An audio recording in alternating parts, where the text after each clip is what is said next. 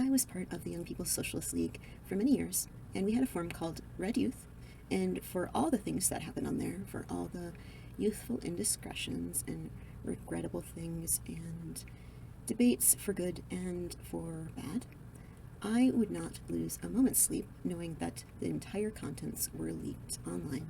Now, there's probably things in there I would not be proud of, but definitely nothing near what the Republicans had gotten up to, and I do not say that in a flattering way. It is something they should be ashamed of.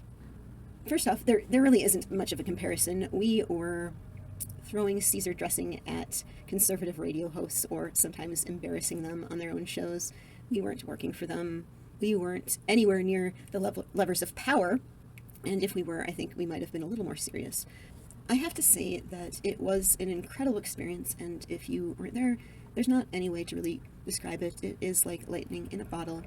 For many of these kids, including myself, this is the first time any adults had both trusted us completely and really cared about what we thought and just let us do what we wanted. And that was something that was incredibly revolutionary, incredibly liberating, and I hope we use that time and that trust to accomplish some good things.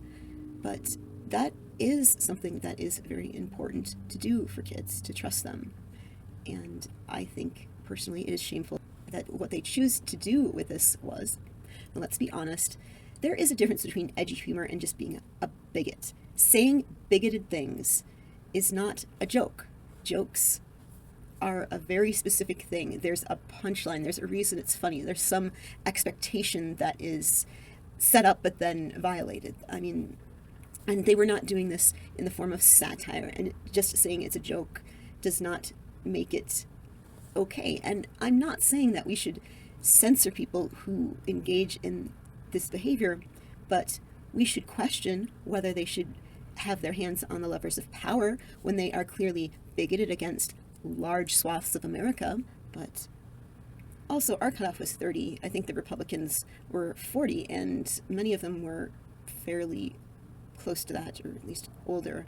These were not young kids. And of course, there's a huge double standard when it comes to youth. Trayvon Martin is treated like a full-grown adult, whereas state senators in the Republican Party are just kids, apparently.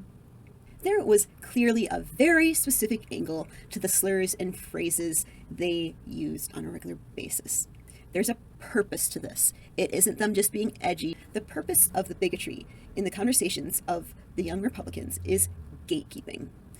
It is not about free speech. It is about limiting free speech and who's allowed to speak, indicating to anyone who might be new or unsure which groups it is okay to ridicule, disrespect, stereotype, and hate, which groups' pain and suffering is funny, and which groups have power, which groups are never mocked, never criticized or stereotyped in negative ways, which groups should rightfully be in power. That is what they're asserting, and that's the opposite of what comedy generally does. Comedy serves a purpose of mocking power. It's a very powerful weapon against tyranny and those who assert themselves to be above question. That is not what they were doing. And they know that, and their apologies are very hollow and were probably written by PR departments. I assure you that no one in Red Youth ever had access to a PR department. And the truth is, if this were about just edgy humor, you wouldn't see this very specific theme to their slurs and their hatred. It would be all over the place, including a lot of self-deprecation and poking fun at their own sacred cows. But that's not what you see.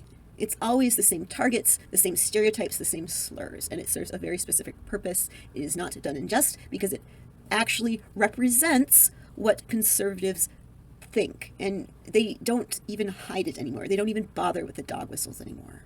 But I just want to say that edgy humor is not bigotry, and bigotry is not a joke just because you say it is. And often this is something they do where it's only a joke if people react badly. If they don't, then they just meant it straight. It's all about knowing your audience and seeing how far you could push that Overton window to kind of edge people into white supremacy and male chauvinism and homophobia and political violence. And obviously, that was not something we were all that keen on as young socialists and communists and anarchists. But we were about free speech. And to be clear, this kind of speech serves to silence anyone who might take issue with who they're criticizing. It's to let them know this is what's acceptable here.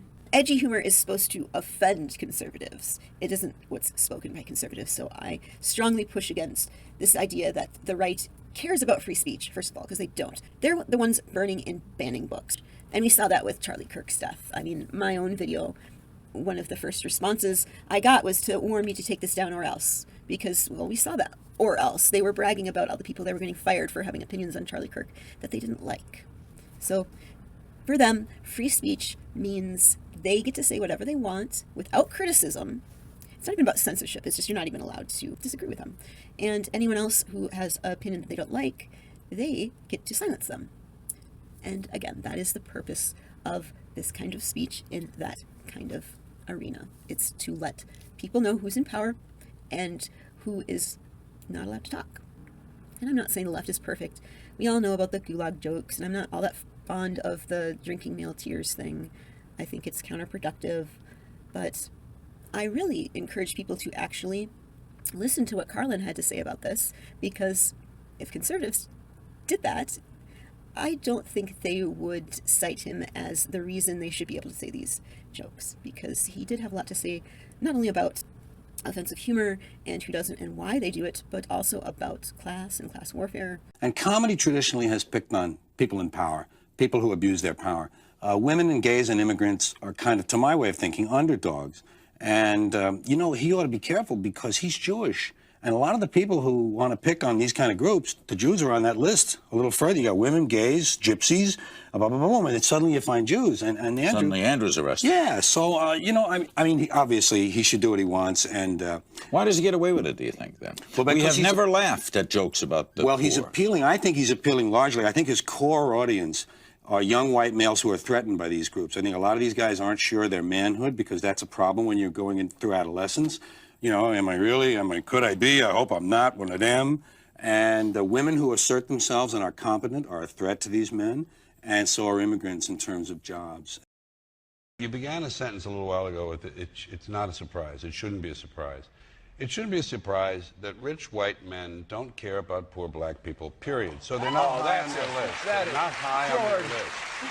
George, I love you, George, but that's I don't nonsense. care if you love me or not. That's They're nonsense. not high on the conscious or the subconscious list of those people who are in charge of things in this country. The owners, forget these foolish elections, the owners of this country don't care about the poor in general. The owners of this country, what are we going...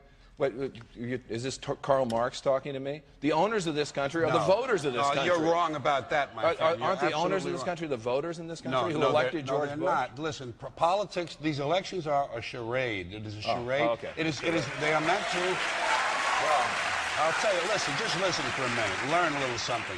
The elections and politicians are in place in order to give Americans the illusion that they have freedom of choice. You don't really have choice in this country. The real looting in this country takes place in the transfer of the wealth from the poor to the rich. I'm sorry that you don't like class and the truth, my friend, but you're just stuck with it. Class is wrong, and the poor have been systematically looted in this country. The rich have been made richer under this criminal, fascist president and his government.